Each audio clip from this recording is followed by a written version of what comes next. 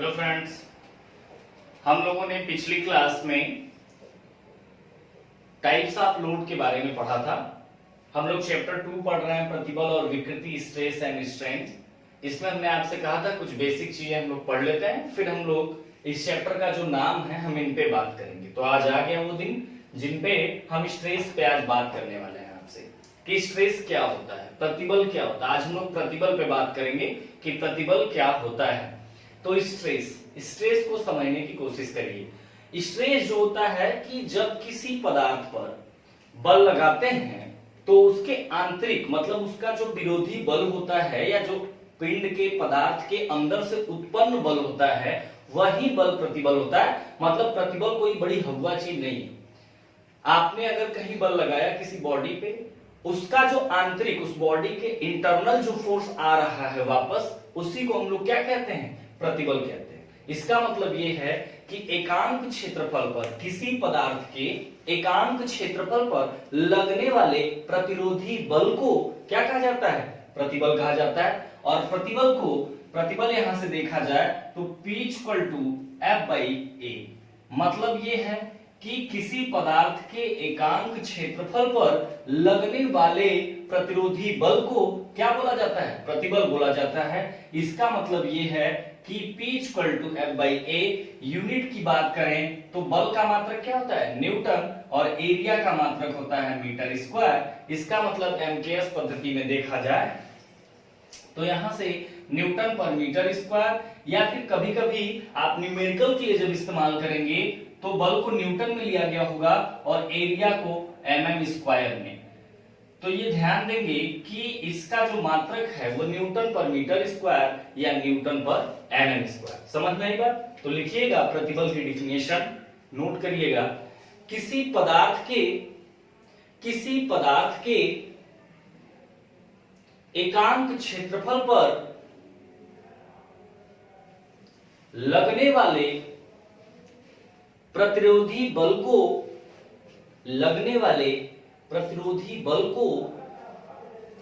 प्रतिबल या प्रतिबल तीव्रता कहते हैं। प्रतिबल या प्रतिबल तीव्रता कहते हैं। इसलिए P = F/A, यूनिट क्या है, न्यूटन पर मीटर स्क्वायर या न्यूटन पर mm स्क्वायर। तो जैसे अगर मान लीजिए कि आपको न्यूमेरिकल भी अब मिलना स्टार्ट होगा धीरे धीरे। अगर कहीं पे लिखा हुआ है कि 50 न्यूटन पर मीटर स्क्वायर या 50 न्यूटन पर mm स्क्वायर, तो आप गणना करते समय ध्यान देंगे अगर लिखा नहीं कि क्या चीज दिया हुआ है न्यूमेरिकल वैल्यू में, तो आप समझ जाओगे कि किसका मान दिया हुआ है, P का मान कितना दिया है, 50 न्यूटन पर mm स्क्वायर। क्लियर हुई बात? अब इसको उसके नीचे लिख लीजिएगा, फार्मूले के नीचे लिख लीजिएगा। इसे P या सिग्मा से डिनोट करते हैं। इसे मतलब किसे, प्रतिबल को स्मॉल p या सिग्मा से प्रदर्शित किया जाता है। इसे स्मॉल p या सिग्मा से प्रदर्शित किया जाता है। अब देखिए, अभी हम आपके सिलेबस पे प्रतिबल टाइप्स ऑफ स्ट्रेस पढ़ाएंगे, लेकिन उससे पहले थोड़ा सा लेवल ऊपर करके हम कुछ और बातों को सीख लेते हैं। प्रतिबल जो होता है एक्चुअली वो 2 टाइप्स का होता है। आपके सिलेबस के ऊपर की बात अभी बता रहे हैं, फिर आपके सिलेबस पे आ जाएंगे। अभी फिलहाल थोड़ा हटके चीजों को बताते हैं, कुछ सीख लीजिए। प्रतिबल जो होता है वो 2 प्रकार का होता है। एक होता है इंजीनियरिंग स्ट्रेस, या इसी को कहा जाता है डिजाइन स्ट्रेस, या इसी को कहा जाता है अल्टीमेट स्ट्रेस। एक होता है आपका एक्चुअल स्ट्रेस। ठीक है, मतलब ये है कि प्रतिबल हम यहां आपको आपके सिलेबस का बताएंगे कि प्रतिबल कितने प्रकार का होता है, टाइप्स ऑफ स्ट्रेस कितने प्रकार के होते हैं, उनका वर्गीकरण क्या होता है। लेकिन उससे पहले हम थोड़ा सा आपको चीजें हटके बता देते हैं। तो क्या हट के बता रहे हैं कि स्ट्रेस जो होता है एक्चुअली वो टू टाइप्स का ही होता है। एक होता है इंजीनियरिंग स्ट्रेस, या इसका दूसरा नाम है डिजाइन स्ट्रेस, या फिर इसको कहते हैं अल्टीमेट स्ट्रेस, और दूसरा जो होता है उसको हम लोग कहते हैं एक्चुअल स्ट्रेस। अब ये जो इंजीनियरिंग स्ट्रेस होता है, ये स्ट्रेस का अगर वैल्यू देखा जाए तो ये होता है आपका बिफोर लोडिंग,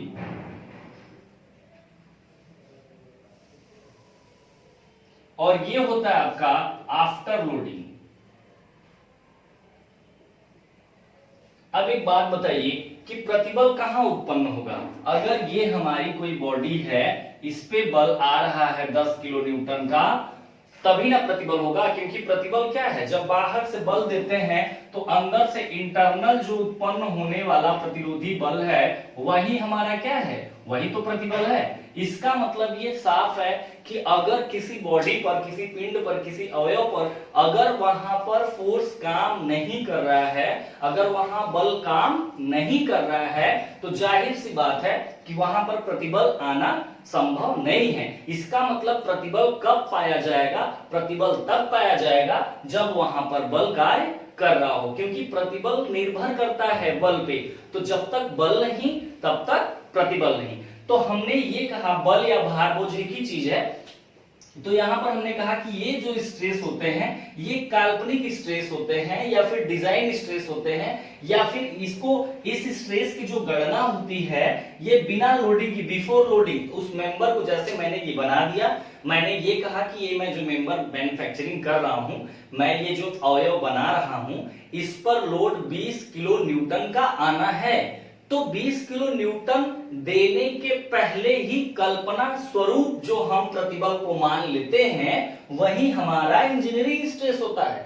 लेकिन एक्चुअल स्ट्रेस क्या होता है कि जब हम इस पे बल दे देते हैं तो वहां पे जो उत्पन्न होने वाला स्ट्रेस है, उस स्ट्रेस को, उस प्रतिबल को हम एक्चुअल स्ट्रेस कहते हैं। तो समझ में आई दोनों बातें? दोनों बातों में क्या है कि इंजीनियरिंग स्ट्रेस कब होता है, ये एक काल्पनिक स्ट्रेस है या ये एक माना हुआ स्ट्रेस होता है। मतलब ये है कि जैसे अगर कोई बॉडी है तो उस पर कितना फोर्स हमको देना है, तो उसी के हिसाब से स्ट्रेस आएगा।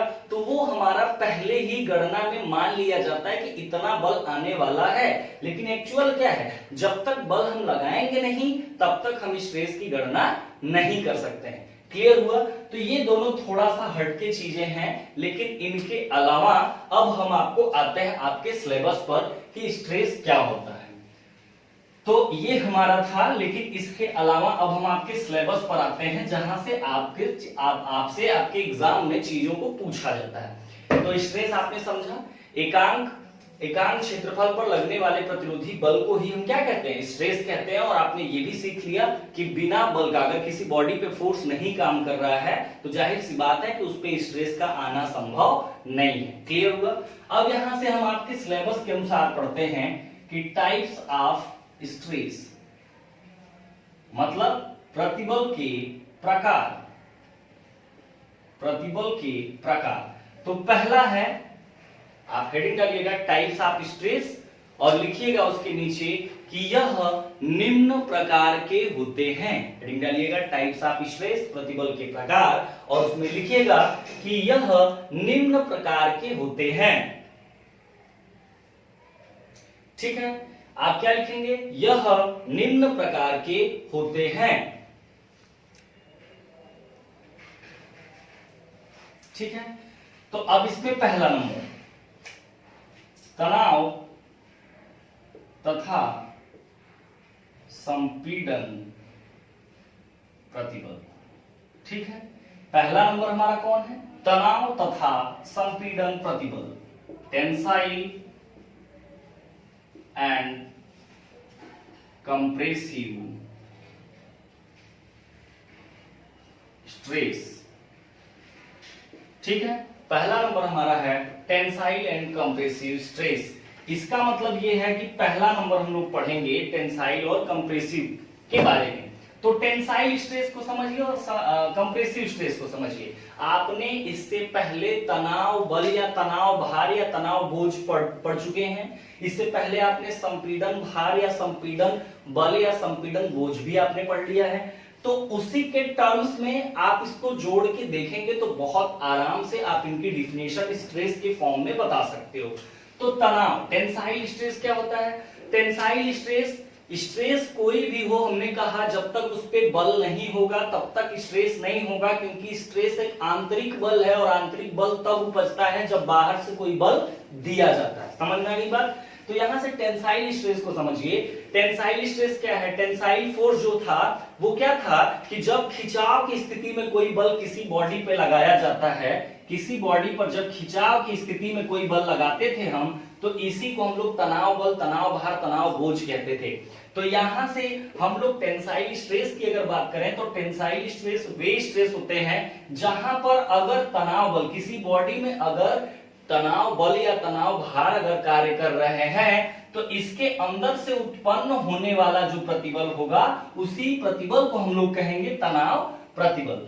समझ नहीं बात? इसका मतलब यह है कि जहां पर, जिस वस्तु पर, जिस पिंड पर अगर वहां पर बल या भार या बोझ तनाव की स्थिति का लगाया गया है तो वहां पर उत्पन्न होने वाले प्रतिबल को हम लोग कौन सा प्रतिबल कहते हैं? तनाव प्रतिबल कहते हैं। ठीक है, तो अब इसको नोट करिएगा, इसको हेडिंग डालिएगा, तनाव तथा संपीड़न प्रतिबल। चलिए इसको लिख लीजिए, टेंसाइल स्ट्रेस को। ठीक है, आपने हेडिंग डाल दिया। तनाव प्रतिबल को भी आपको बताया जा चुका है। अब इसको आप लिख लीजिए, तनाव प्रतिबल को, कि तनाव प्रतिबल किसको कहते हैं। लिखिएगा, जब किसी पदार्थ पर, अब जैसे अवयव भी लिख सकते हैं, मेंबर भी लिख सकते हैं, पार्ट्स भी लिख सकते हैं, आपको जो ठीक लगे। जब किसी पदार्थ पर तनाव भार कार्य करता है, तनाव भार कार्य करता है तो उत्पन्न होने वाला प्रतिबल, तनाव प्रतिबल कहलाता है। ठीक है, ये हो गया हमारा। अब हम लोग संपीड़न प्रतिबल को पढ़ लें। संपीड़न प्रतिबल को तुरंत समझ लीजिए और लिख भी लीजिए, उसमें भी कोई ज्यादा दिक्कत नहीं, इतना हमने डिटेल आपको दिया हुआ है। संपीड़न प्रतिबल क्या हो जाएगा? जहां पर बल क्या होगा? संपीड़न में लगे हों, जहां पे बल संपीड़न में लगे हों तो इनके अंदर से उत्पन्न होने वाला प्रतिबल का नाम क्या बोलेंगे? तो वहां पर कहेंगे कि यह संपीड़न प्रतिबल है। तो संपीड़न प्रतिबल लिखिएगा कंप्रेसिव स्ट्रेस में। इसी के नीचे पैराग्राफ चेंज करके, जहां पे आपका टेंसाइल स्ट्रेस खत्म हुआ है वहां से पैराग्राफ चेंज करके लिखिएगा कि जब पदार्थ पर या अवयव पर या पार्ट पर या सदस्य पर, जब पदार्थ पर बल दबाव की स्थिति में, जब पदार्थ पर बल दबाव की स्थिति में लगता है तो उसे संपीड़न प्रतिबल कहते हैं। तो उसे संपीड़न प्रतिबल कहते हैं।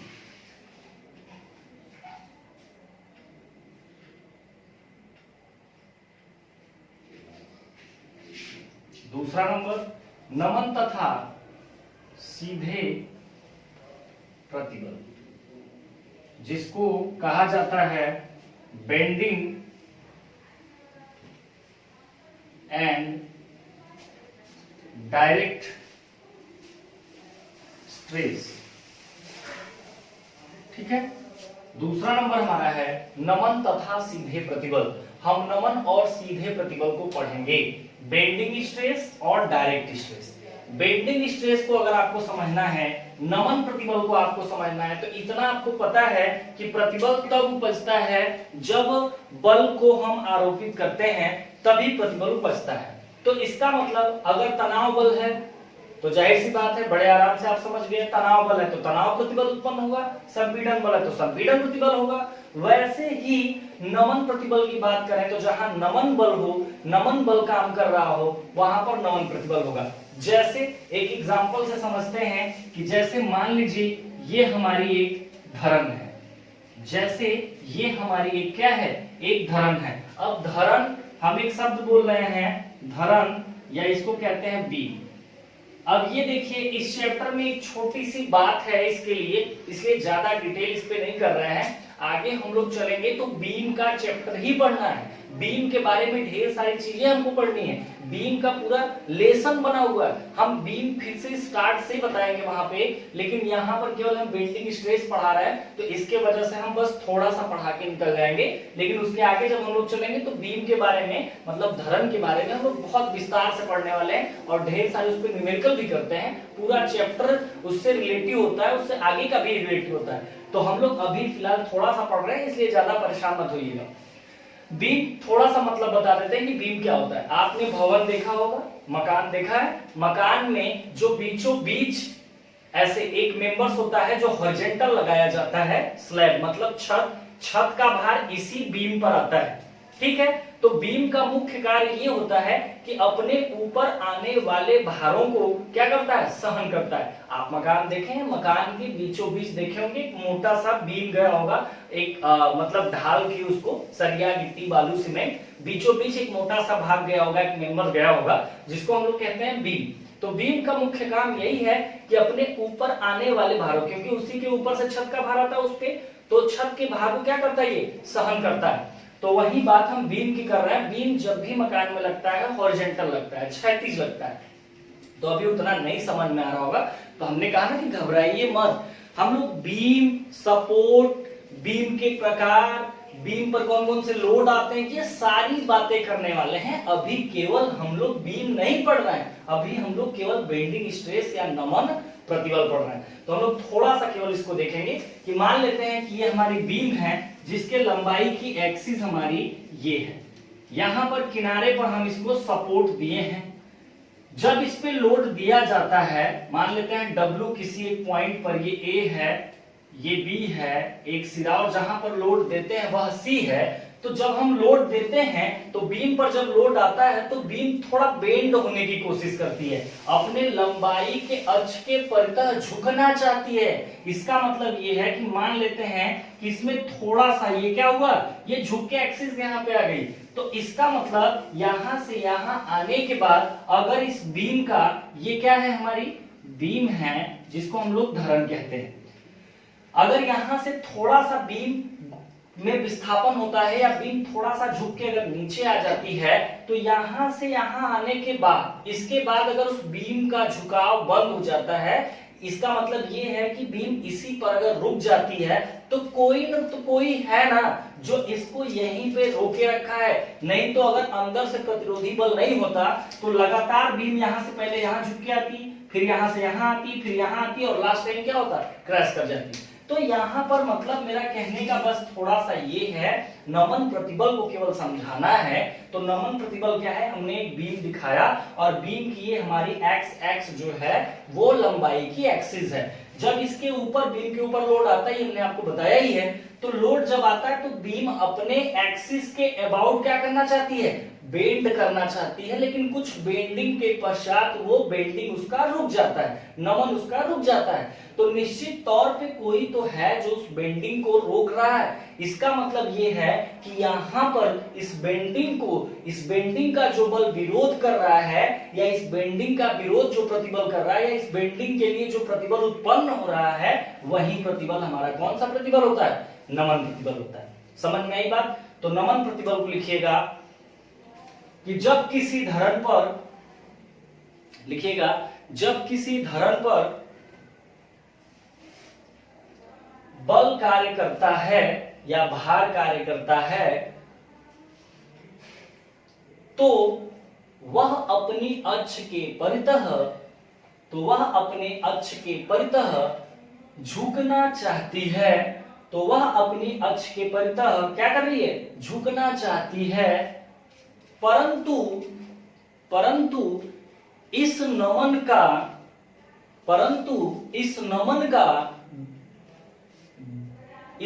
का विरोध करने वाला, या इस नमन का विरोध करने वाला प्रतिबल ही, इस नमन का विरोध करने वाला प्रतिबल ही नमन प्रतिबल कहलाता है।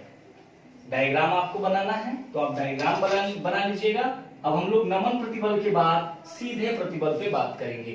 सीधे प्रतिबल का मतलब होता है, देखिए डायरेक्ट की बात आएगी आपको कहीं भी, जैसे डायरेक्ट लोड, इस चैप्टर में अगर डायरेक्ट लोड की बात आए, या फिर डायरेक्ट स्ट्रेस की बात आए, मतलब अगर सीधे बल की बात आए या सीधे प्रतिबल की बात आए या फिर डायरेक्ट स्ट्रेन की बात आए, मतलब सीधे विकृति की बात आए, इसको भी पढ़ाना बाकी है, फिलहाल जानते रहिए। सीधे बल या सीधे प्रतिबल या सीधे विकृति की बात आए तो आप समझ जाइए कि अगर सीधे लगा दिया है किसी के भी आगे, इस चैप्टर में अगर आगे कहीं डायरेक्ट नाम यूज किया गया है या सीधे नाम यूज किया गया है तो आप समझ जाइएगा कि तनाव और संपीड़न दोनों वहां पर हावी हैं, या तनाव और संपीड़न जब दोनों ही एक ही मेंबर में आने लगते हैं तो उनको हम अलग अलग नाम देने के बजाय उनको हम डायरेक्ट के नाम से पुकारेंगे। ठीक है, मतलब किसी एक मेंबर में अगर टेंसाइल भी आ जाए और कंप्रेसिव भी आ जाए तो हम अलग अलग नाम लेने के बजाय हम क्या यूज करेंगे, हम सीधे डायरेक्ट यूज करेंगे। जैसे मान लीजिए एक बंदे का नाम राम भी है, श्याम भी है, तो हम राम और श्याम अगर एक ही साथ हमको लेना है तो हम दोनों का नाम न लेके बल्कि एक कोई और नाम हमने ऐड कर दिया, वही नाम से हम पुकार रहे हैं। ठीक है, तो हम लोग अब समझेंगे डायरेक्ट स्ट्रेस को।